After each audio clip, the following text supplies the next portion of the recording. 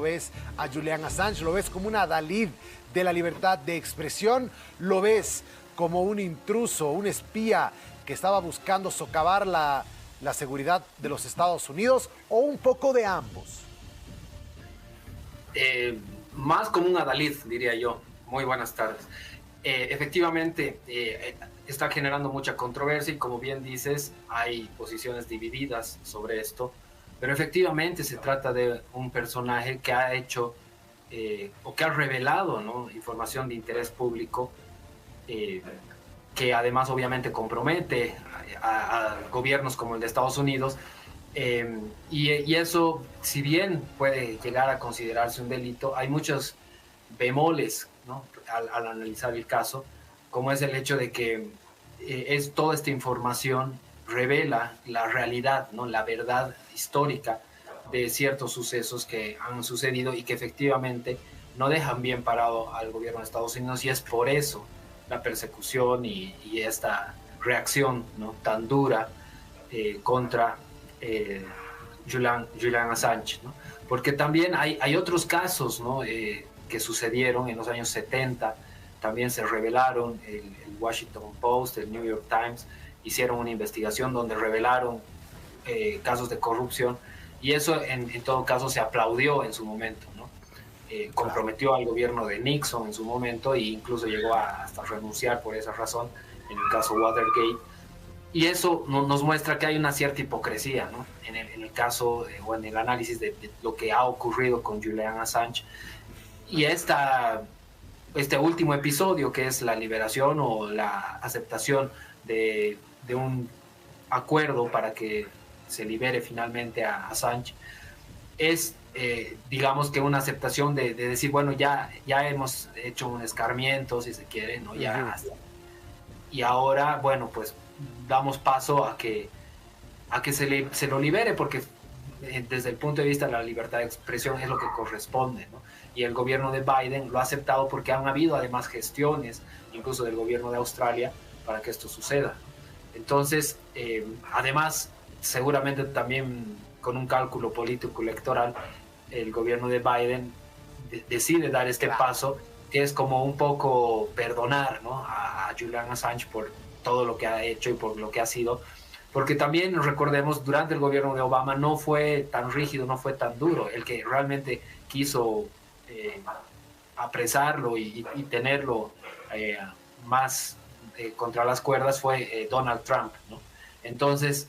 Y qué curioso, ¿no, Andrés? No sé, justo cuando estaba, de hecho, hablando de esto de Julian Assange, inmediatamente se me vino a la cabeza la manera en la que Donald Trump manejó los documentos sensibles, los documentos que verdaderamente sí podrían socavar la seguridad nacional de los Estados Unidos. Y hay un proceso penal por el que, bueno, se sabe que se va a dilatar un poco ese proceso, pero todo lo que hemos conocido a nivel público es que este caballero ha escondido estos documentos clasificados, que además son de investidura del presidente, los ha manejado como si fueran su pequeño tesoro que mostraba a sus amigos, pero de repente sí era duro con Julian Assange y lo calificaba de espía.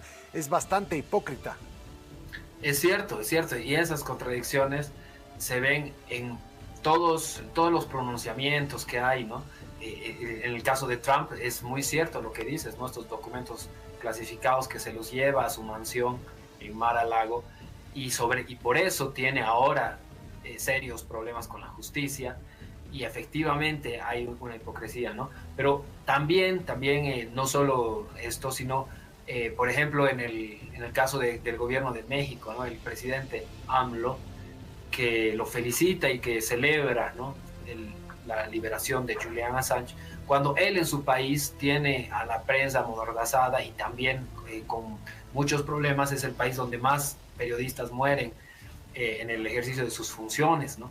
Entonces ahí vemos también que hay eso, ¿no? Y cuando también el mismo presidente de Ecuador, Correa, le dio el asilo, también él actuaba en contra de la prensa y no había libertad de expresión garantizada en el Ecuador, ¿no? Entonces hay hipocresía de todas partes, podríamos decir, y en todos los que de alguna manera se refieren a esto. porque así se maneja también la política en el mundo y así están las cosas, ¿no? Ahora, también es cierto, y eso también refuerza esto de la hipocresía de parte de Estados Unidos, ellos han espiado a su propia población, tienen todavía, ¿no? Varios casos de reclamos, ¿no? Por inmiscuirse, ¿no? en temas de la intimidad de ciertas personas, y además también han espiado a otros gobiernos, ¿no? A gobiernos aliados como el de Alemania, el de Francia, y eso también se ha sabido justamente por Wikileaks. Entonces hay toda una hipocresía, todo un caso que es realmente de análisis para entender cómo actúan, ¿no? Y cómo se maneja la política respecto a estos temas que son tan sensibles, y que se maneja información claramente que no se quiere que se sepa, ¿no? Ese es el problema, y que hay muchos datos que están ahí, pero nadie los puede conocer hasta que viene un periodista o un investigador como Julian Assange, que de alguna manera abre o le echa luz en esto, y sucede lo que hemos visto, ¿no? Casi 15 años, como tú lo resumías, entre la embajada y la cárcel, que realmente no pudo tener una libertad ni una vida plena, ¿no?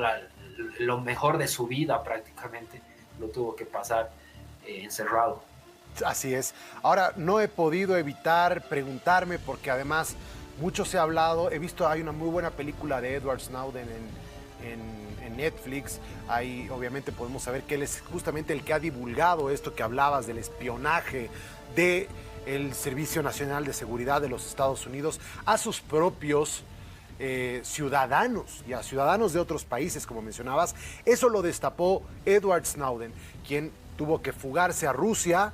Y claro, la pregunta es ahora cuáles son las diferencias o paralelismos que podríamos encontrar entre ellos dos, porque bueno, finalmente Snowden se fue a Rusia, capaz le compartió parte de esta información que ha logrado sacar con los rusos, pero bueno, principalmente lo hizo con el mundo entero, y sí, igual sacó información sensible que era también de interés público. ¿Qué paralelismos son entre estos dos personajes? Bueno, efectivamente son casos parecidos, pero en el caso de Snowden hay un tema adicional, que es que él es ciudadano estadounidense, ¿no? Entonces, por tanto, ahí sí la jurisdicción de Estados Unidos aplica en toda su magnitud, ¿no? En el caso de Assange, justamente ese era uno de los cuestionantes, ¿no? Desde el punto de vista jurídico, que él no era estadounidense y por tanto Estados Unidos no podía procesarlo como lo quería hacer. Eso en cuanto a una primera diferencia. Y después, bueno, efectivamente Snowden logró escabullirse, ¿no? No ha sido apresado, no está en la cárcel, no sabemos exactamente su paradero, su situación, pero claramente la hizo mejor, si se quiere, entre comillas, porque logró escabullirse a tiempo, ¿no?